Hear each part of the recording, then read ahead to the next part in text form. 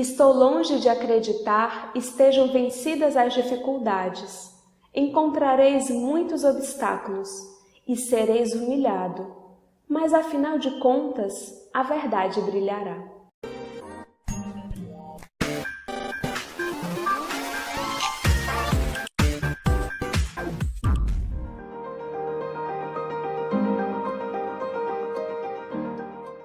Olá! Hoje é o nosso 5º episódio. Estamos estudando a Revista Espírita de Allan Kardec, o 2º ano, 1859. Escolhemos para o nosso estudo de hoje um artigo que está no mês de fevereiro e é, na verdade, uma correspondência. Nós já falamos aqui mais de uma vez que muitos dos artigos publicados por Kardec eram exatamente cartas que ele recebia daqueles espíritas nascentes da Europa e mesmo da América. Alguns contavam notícias da mediunidade existente na sua localidade, tiravam dúvidas, agradeciam. E essa correspondência é muito especial, porque trata-se de um cientista da época, um doutor em medicina. Ludeac, 20 de dezembro de 1858. Senhor Allan Kardec, felicito-me por ter me posto em relação convosco, através do gênero de estudos a que mutuamente nos entregamos. Há mais de 20 anos eu me ocupava com uma obra que deveria intitular-se Estudos sobre os Germens. Essa obra devia ser especialmente fisiológica.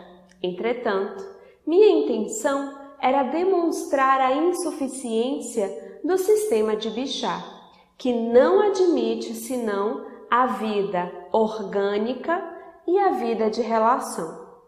Queria provar que existe um terceiro modo de existência que sobrevive aos dois outros em estado não orgânico.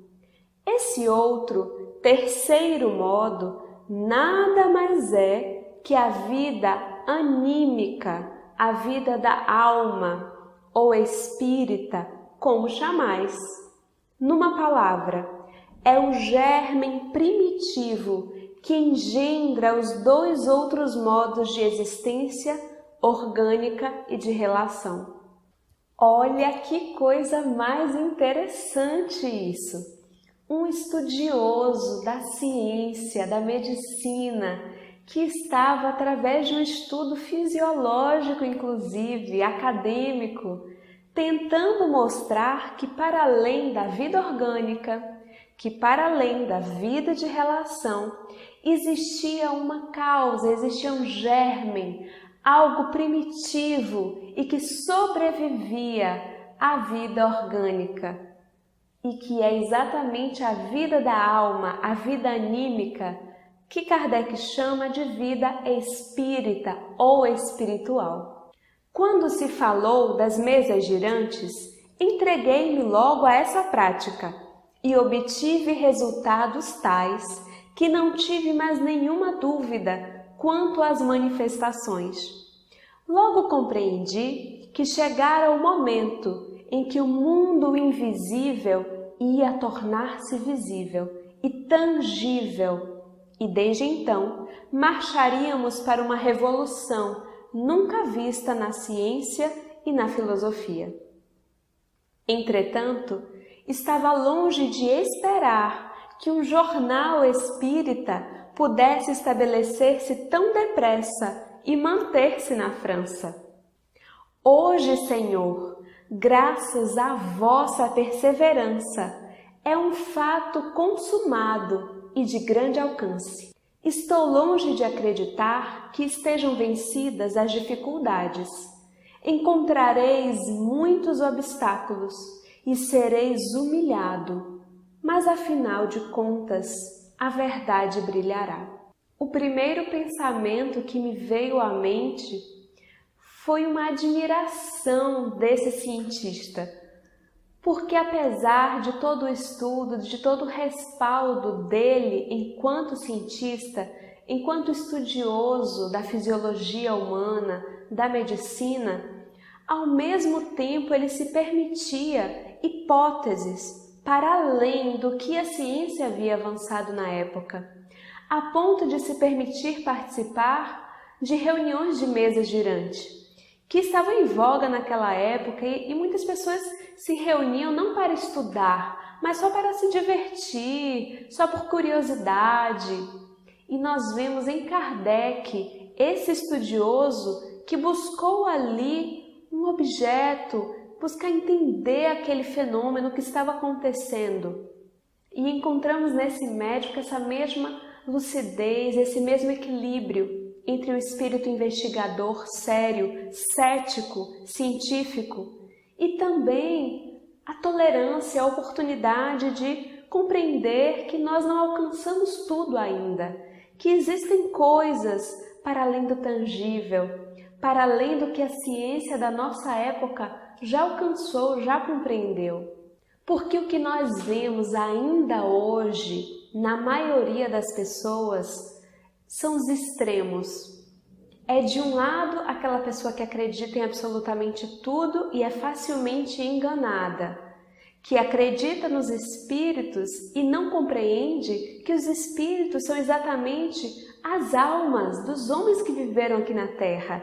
E se não podemos confiar em tudo o que dizem os homens, simplesmente porque os homens mentem, porque os homens são capazes de enganar, como acreditaremos em tudo o que dizem os espíritos simplesmente porque são espíritos? Então isso é um extremo, é acreditar até demais, é facilmente deixar-se ludibriar, deixar-se levar.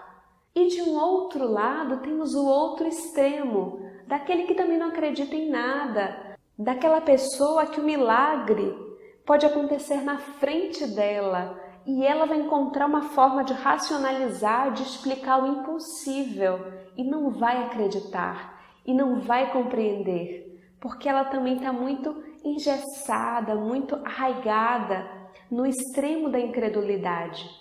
E esse médico daqui, assim como Kardec, figuram para mim exatamente esse equilíbrio entre o espírito científico, investigador e também a capacidade de observar aquilo que ainda não encontra explicação, sem preconceitos, aberto a compreender. Em seguida, ele vai citar um professor chamado Gay-Lussac, que nós pesquisamos e vimos que foi um físico e químico, que inclusive existem leis com o nome dele, e ele diz assim, que nos dizia em seu curso a propósito dos corpos imponderáveis e invisíveis, que essas expressões eram inexatas e apenas refletiam a nossa impotência no estado atual da ciência, acrescentando que seria mais lógico chamá-los de imponderados. O mesmo ocorre com a visibilidade e a tangibilidade. O que não é visível para um, o é para outro, mesmo a olho nu, de que os sensitivos são o exemplo. Na própria natureza nós temos vários exemplos sobre isso, sobre coisas que são visíveis, estão na possibilidade de visão de certos animais e não estão na nossa possibilidade de visão. Estão na possibilidade de audição de certos animais e não estão na nossa possibilidade de audição.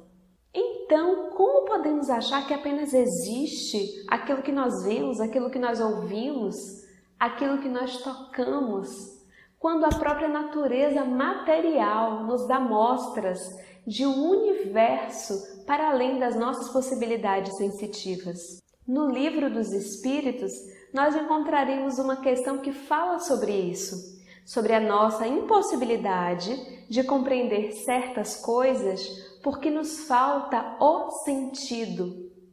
Termino, Senhor, rogando que aceiteis meus mais sinceros cumprimentos, pelo gênero de estudos aos quais vos consagrais. Como jamais temi manifestar as minhas opiniões, podereis inserir esta carta em vossa revista, se julgardes que seja útil. Vosso todo devotado servidor, Morreri, doutor em medicina. E Kardec então coloca uma observação no final. Sentimos-nos muito felizes com a autorização concedida pelo doutor Morreri para publicarmos a notável carta que acabamos de ler. Ela prova que ao lado do homem de ciência, há nele o homem judicioso, que vê algo mais além das nossas sensações e que sabe sacrificar as suas opiniões pessoais em benefício da evidência. Nele, a convicção não é fé cega, mas raciocinada. É a dedução lógica do sábio que não pensa tudo saber. O convite que gostaríamos de deixar com esse estudo é que buscássemos em nossa vida, em nosso estudo espírita, exatamente esse equilíbrio que é tão difícil, mas que pode ser exercitado, que é acreditar, mas acreditar pensando, acreditar raciocinando, e é ter a humildade de compreender que existem muitas e muitas e muitas coisas que escapam ao nosso raciocínio, que escapam à nossa compreensão, que escapam ao nosso juízo. Se você gostou de conhecer o Dr. Morreri, pega a sua revista espírita de 1860, no mês de abril, tem mais uma carta entre o Kardec e esse médico, esse estudioso, cientista, tratando de um outro assunto. Inclusive, lá em 1860, no final, Kardec fala mais algumas características sobre a lucidez, a solidez, a firmeza, o caráter desse cientista que nós conhecemos aqui. Até o próximo episódio!